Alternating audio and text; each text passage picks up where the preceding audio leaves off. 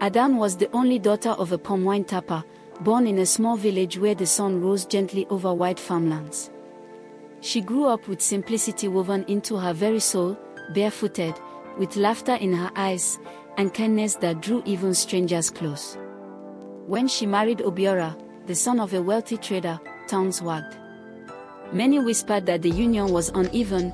How could a palm wine tapper's daughter find herself in the household of riches? And indeed, Obiora's mother and sisters carried this whisper like a flame in dry grass, fanning it until it became a raging fire of hatred. From the very day she entered her husband's compound, Adanne knew her road would not be easy. Her mother-in-law's eyes measured her like a trader weighing faulty goods at the market. Her sisters-in-law muttered insults under their breath, loud enough for her to hear. They mocked her clothes, simple but neat. They sneered at her meals, claiming she cooked like a village girl. Adanne bore it all in silence. Each morning, she woke before dawn, swept the compound, fetched water, and prepared food not only for her husband but also for the very women who despised her. When they poured away her meals or hid her share of the evening stew, she smiled faintly and went to bed hungry. She often knelt by her sleeping mat at night, whispering prayers into the darkness, asking the heavens for strength, not revenge. But wickedness has a way of unmasking itself. One fateful season, Obiora fell gravely ill. His body burned with fever, and his strength ebbed like water leaking from a cracked pot. The in-laws, who had been loud in their cruelty, grew silent and fearful. Rumors spread that perhaps a curse had fallen upon the family.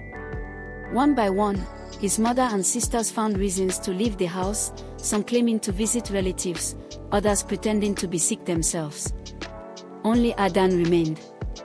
With trembling hands, she bathed her husband's forehead.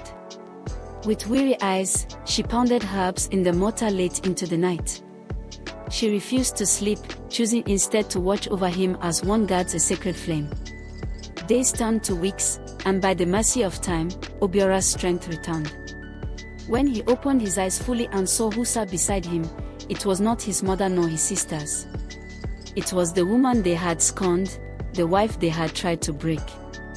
"Adanne," he whispered, his voice thin as a reed flute, "you stayed." She smiled softly, though tears brimmed in her eyes. "Where else would I go, my husband?" A wife's place is by her husband's side. Word of her devotion spread through the village like harmattan fire.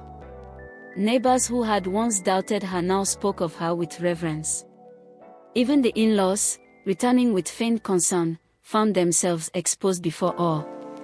The villagers saw their absence during Obiora's darkest hour, and shame clung to them like a stubborn stain. In time, Obiora rose to full health. With a new clarity, he defended Adanne before everyone. "This woman you despised is my true wealth," he declared in the presence of family and kinsmen. "Her patience has preserved my life.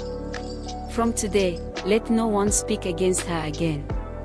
The mother-in-law lowered her head, unable to meet Adanne's eyes.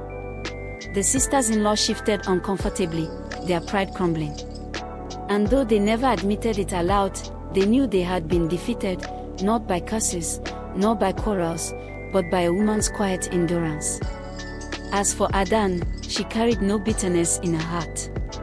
She simply continued her days as she always had, with kindness, patience, and the gentle strength of a woman whose goodness had overcome cruelty.